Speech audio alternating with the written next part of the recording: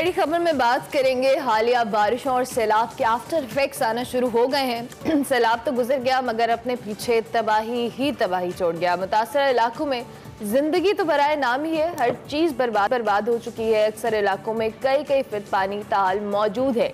सैलाब से मुतासर इलाकों में हम बार बार बात कर रहे थे कि वबाई अमराज हमलावर होंगे और हो भी गए हैं। गुज़िश्ता 24 घंटों में डायरिया, जिल्द की बीमारियां, सांस की बीमारियां, टाइफाइड, हेपेटाइटिस, मलेरिया और दीगर अमराज के 65,000 से जायद केसेस रिपोर्ट हुए हैं। 65,000 इट्स अ ह्यूज नंबर।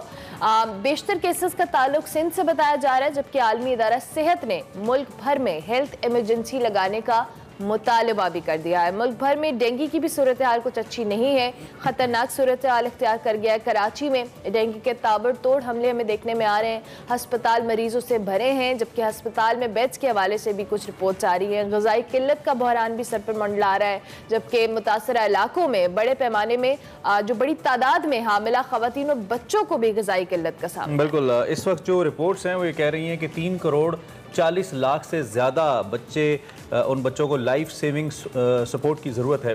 इस वक्त जहाँ नाज़रीन मुल्क को कई बहरान घेरे हुए हैं, वहीं हम शहर कायद के अंदर बात करें तो स्ट्रीट क्राइम्स, मतलब जो शख्स पानी से बच जाता है वो स्ट्रीट क्राइम्स की जद में आ जाता है, जो उससे बच जाता है वो डेंगू की जद में आ जाता है। कुछ ना कुछ उस्ताद पड़ी रहती है।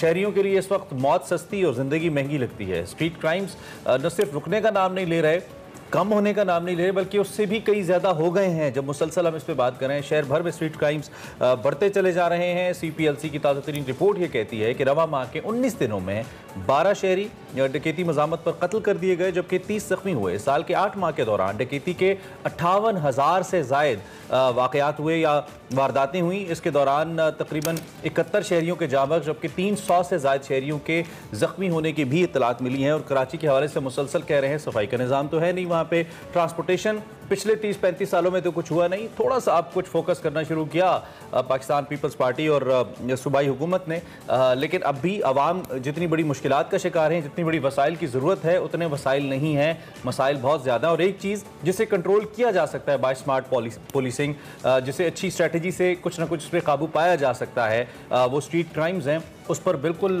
तवज्जो नजर नहीं। बिल्कुल, स्ट्रीट क्राइम्स कराची का एक बहुत बड़ा मसला रहा है और बहुत पिछले कई अरसे से। आई रिमेंबर जब मैंने कराची के हवाले से बात सुनी है, यही सुनी है कि स्ट्रीट क्राइम्स बहुत ज़्यादा है। इनफैक्ट जब भी अल्लाह ना करे पिछले जो हम 2013-14 की बात करें, तब बहुत ज़्यादा शरह थी, लेकिन स्टिल जी अभी भी कराची में जो स्ट्रीट क्राइम की रेशो है वो बहुत ज़्यादा है। और इसका नुकसान सबसे ज़्यादा यही है कि शहरी जो हैं वो बहुत ज़्यादा सफ़र करते हैं। ऑब्वियसली ऐसी वारदातों में जिससे हमने कत्ल के केसेस भी रिपोर्ट किए, फिर लोग अपने जानी और माली नुकसान तो होता ही होता है, लेकिन साथ साथ जो पुलिस की जो एफिशिएंसी है उस पर भी कई सवालात उठते हैं कि क्यों इदारे उस तरह से परफॉर्म नहीं करे कि जो स्ट्रीट क्राइम्स की रेशो है आए रोज़ बढ़ती ही चली जा रही है।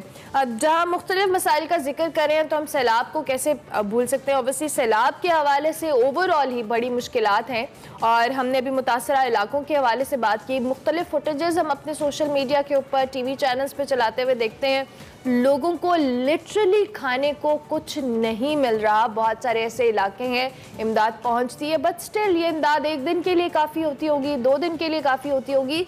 तो हम तमाम लोगों से ये अपील करते हैं कि जिन लोगों ने इमदाद की है वो प्लीज़ अपना हाथ अभी भी ना रोके।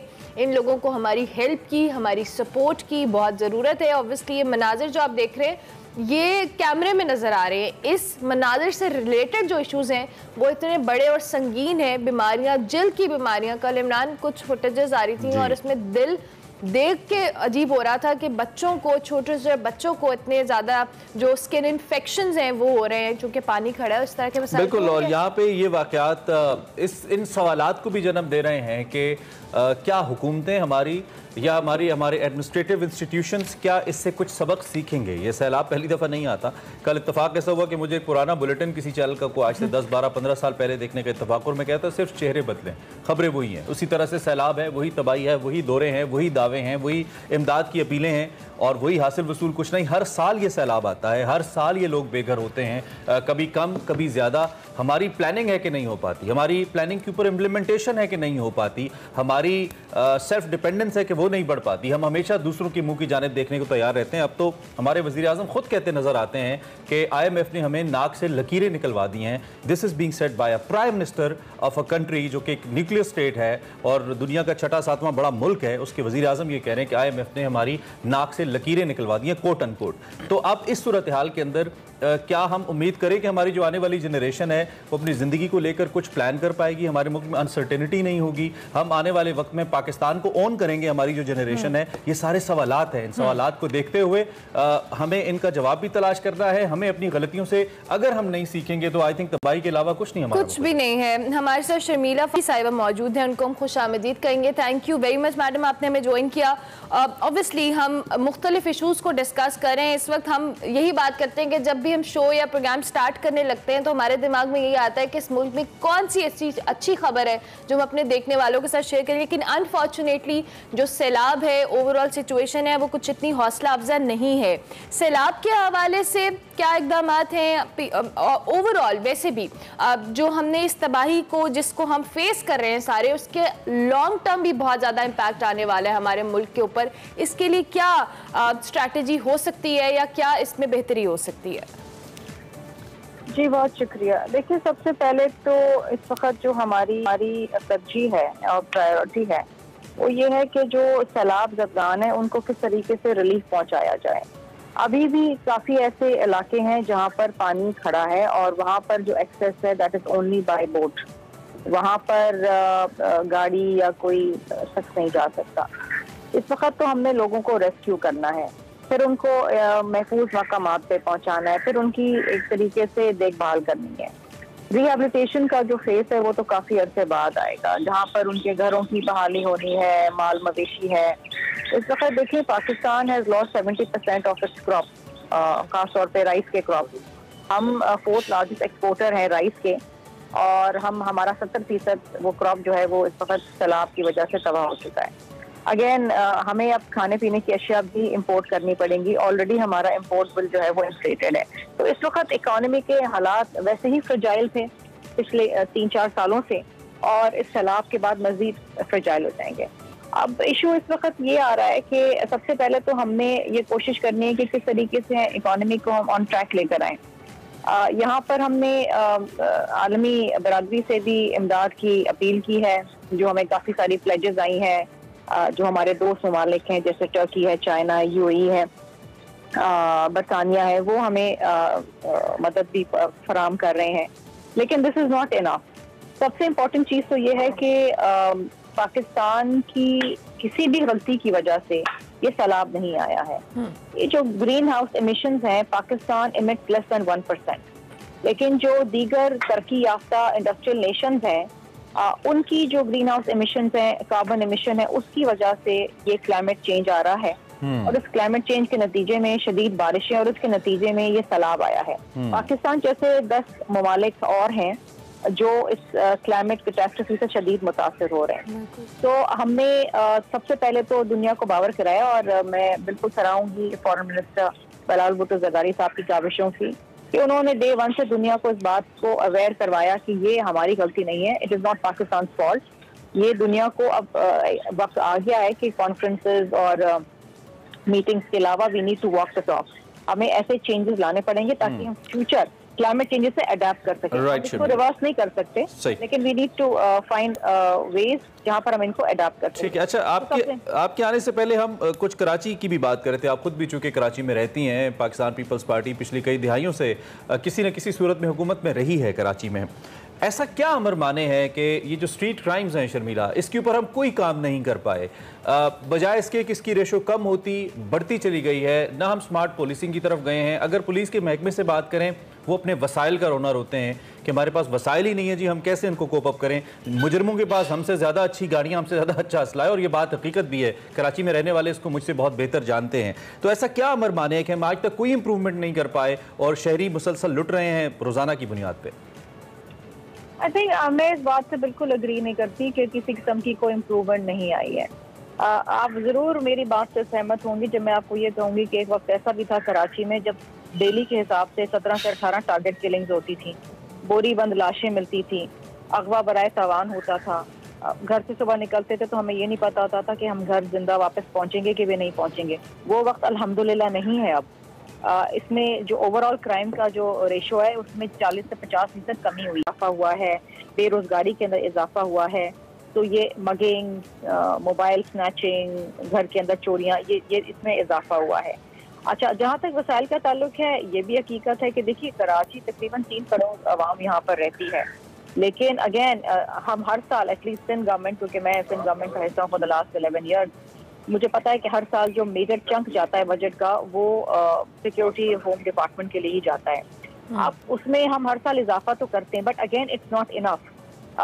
गाड़ियों के, अच्छा, वो इजाफा हमें शर्मिला कतई कलामी की माजरत नजर नहीं आता ना, चूंकि हम तो आप भी चूंकि समहाउ अवाम में जब आप लोग निकलते हैं, आप मीडिया प्लेटफॉर्म्स पे जाती हैं, आप सोशल मीडिया पे हैं, you know what are the facts. और जो आप कह रही हैं कि इंप्रूवमेंट हुई है, शायद वो इंप्रूवमेंट फिर वो उर्दू में कहते हैं कि ऊंट के मुंह में जीरा के बराबर है, नजर नहीं आती। ऊंट के मुंह में जीरा के बराबर नहीं है। मैंने आपसे अभी अर्ज किया कि देखिए एक वक्त ऐसा था कि जब 17-18 टारगेट किलिंग होती थी। उसके तो आपको ही पता है कि वो सियासी पस मंजर था ना, उसका समाजी देखिए एक सेकंड, नहीं एक सेकंड, बेशक आप कहें कि उसका सियासी पस मंजर था जो भी, लेकिन अगेन वो खत्म तो हुआ है ना। अब अल्हम्दुलिल्लाह एक भी मुश्किल से कोई एक आध चीज होती होगी, वो कोई जाती दुश्मनी की वजह से, लेकिन वो जो एक माहौल। तो अगर मैं आपसे ये पूछूं कि क्या आप मुतमईन हैं कराची की मौजूदा सूरत हाल से, बीइंग अ पॉलिटिकल लीडर? मैं तो कभी भी मुतमईन नहीं होंगी। मैं तो उस वक्त मुतमईन होंगी जब कराची का एक भी मोबाइल चोरी नहीं होगा, एक भी डकैती नहीं होगी। वो कब होगा? उस वक्त मुतमईन होगी। देखिए इतने बड़े मेट्रोपोलिस के अंदर, दुनिया भर के अंदर आप कोई भी बड़ा शहर उठा के देख लें, कोई भी ऐसा शहर नहीं है जो क्राइम से 100% फ्री है। आप take for New York for example, आप लंदन को ले लें, I am not comparing them, वो बहुत तरक्की याफ्ता ममालिक के बड़े बड़े शहर हैं, लेकिन वहां पर भी होते हैं वारदातें। लेकिन यहाँ पर देखिए इशू ये है कि एक तो हमारे पास पर्सनल की कमी है। हम हर साल भर्तियां भी करते हैं, लेकिन अगेन एक लिमिटेड रिसोर्सेज के अंदर है कि इन भर्तियों का मतलब। तो शर्मिला साहिबा, सॉरी आपको माजरत, हमारे पास टाइम कम है, मैं चाहूंगी अब इसके सोल्यूशन की तरफ भी तो हमें जाना है। क्या पॉलिसी, क्या स्ट्रैटेजी हो सकती है कि जो रेशो हम बात कर रहे हैं, हमें आप जिस तरह का कराची चाहती हैं वैसा ही कराची हम भी चाहते हैं कि एक भी मोबाइल चोरी ना हो, तो क्या हो सकता है इस हवाले से? देखिए एक तो हमें अगेन पर्सनल बढ़ाना पड़ेगा, रैपिड रिस्पांस फोर्स एक हमारे पास है उसको मजीद स्ट्रेंथन करना पड़ेगा, और सबसे इम्पोर्टेंट चीज ये है कि हमें लोगों को नौकरियां प्रोवाइड करनी पड़ेंगी, रोजगार देना पड़ेगा। और इसके लिए जब तक मुल्क की ओवरऑल इकोनॉमिक कंडीशन बेहतर नहीं होती, इसके अंदर बेहतरी नहीं आएगी, because this pertains to the overall economic condition of the country. इस वक्त अगेन इवन आफ्टर सैलाब के वजह से अगेन हमारी जो फूड इन्फ्लेशन है वो ऑलमोस्ट 23% पे चली गई है। इस वक्त हालात जो हैं वो बहुत ही चैलेंजिंग। चलें, अल्लाह करे कि आपकी जो मीटिंग्स होती हैं या आपके जो सेशंस होते हैं उसमें इस मसले को मजीद फोकस किया जाए और स्मार्ट पुलिसिंग की तरफ जाया जाए, बेहतरी हो कुछ ना कुछ लोगों की ज़िंदगी में, ये बहुत ज़रूरी है। आखिर में अनफॉर्चुनेटली मेरे पास कोई अच्छी खबर अच्छा सवाल नहीं है शर्मिला अलसुब आपसे पूछने के लिए। मेरे जो वबाई अमराज हैं, अगला मैं डेंगी के हवाले से आपसे पूछना चाह रहा हूँ। कराची में डेंगी भी है, पूरे सिंध में मलेरिया, जल्दी अमराज, and situation is not normal at all. इस पे क्या स्ट्रैटेजी है, क्या सोच रही है Sindh government? How you guys are going to handle this situation? Because मुझे पता है कि इतने रिसोर्सेज गवर्नमेंट के पास इस वक्त नहीं है जितनी बड़ी ये उफ्ताद है, लेकिन कोई पॉलिसी, कोई मैकेनिज्म? देखिए इस वक्त तो जो इमरजेंसी के अंदर जो हमारे पास एक रिस्पांस की हमने एक जो मैकेनिज्म बनाया है वो ये है कि एक तो हम जहाँ पर पानी स्टैग्नेंट खड़ा है वहाँ पर हम स्प्रेज कर रहे हैं, लोगों को मस्कीटो रिपेलेंट्स दे रहे हैं, मस्कीटो नेट्स दे रहे हैं। इसके अलावा मोबाइल टीम्स हैं जो मुख्तलिफ इलाकों में जाके जहाँ तक रसाई है वहाँ तक मोबाइल टीम्स जा रही हैं, डॉक्टर्स की जो बच्चों को, बिलखुसूस खवातीन को जो हामला हैं उनके चेकअप्स हो रहे हैं। उसके बाद हमने सिंध के अंदर मुख्तलिफ जगहों पर मेडिकल कैंप्स लगाए हैं, मेक शिफ्ट कैंप्स लगाए, वो लगाए हैं। हॉस्पिटल जो है उनके इमरजेंसी सिचुएशन है कि खुदा ना खासा कोई भी किस्म की कोई इमरजेंसी होती है तो उसके लिए वो इक्विप्ड हैं। तो देखिए एक इमरजेंसी सिचुएशन के अंदर यही इकदाम हैं जो आप उठा सकते हैं। बाहर से मोबाइल टीम्स आती हैं, डॉक्टर्स की, वॉलंटियर्स हमारे पास बहुत सारे हैं। कराची से वॉलंटियर्स की टीम जा रही है एनजीओ के साथ, सिंध गवर्नमेंट के साथ कोलैबोरेशन करके। और नंबर्स शर्मिला क्या कह रहे हैं, क्या सूरत हाल आउट ऑफ कंट्रोल होने का कोई खतरा तो मौजूद नहीं है? क्योंकि जो मेडिकल एक्सपर्ट्स हैं जिनसे हमारी बात हो रही है वो कह रहे हैं कि ये नंबर्स बड़े खतरनाक हो सकते हैं। मैं डेंगू की बात कर रहा हूँ। देखिए, किसी भी चीज के हवाले से अगर आप प्रोएक्टिव अप्रोच नहीं रखेंगे तो वो खतरनाक हद तक जा सकती है। मैंने आपको बताया ना कि इस वक्त जो भी इकदाम हैं स्प्रे के हवाले से, मस्कीटो रिपेलेंट, मस्कीटो नेट, ताकि डेंगू और मलेरिया से हम लोगों को बचा सकें, क्योंकि पानी अभी भी कहीं बहुत सारी जगह पे 10-10, 11-11 फुट खड़ा है और वहाँ पर ये ब्रीडिंग होती है। तो हमारी कोशिश ये कि वहाँ से लोगों को इवैक्यूएट करके ठीक है उस मकामात से भी पहुँचाएं। सही, thank you very much Sharmila Farooqui साहब।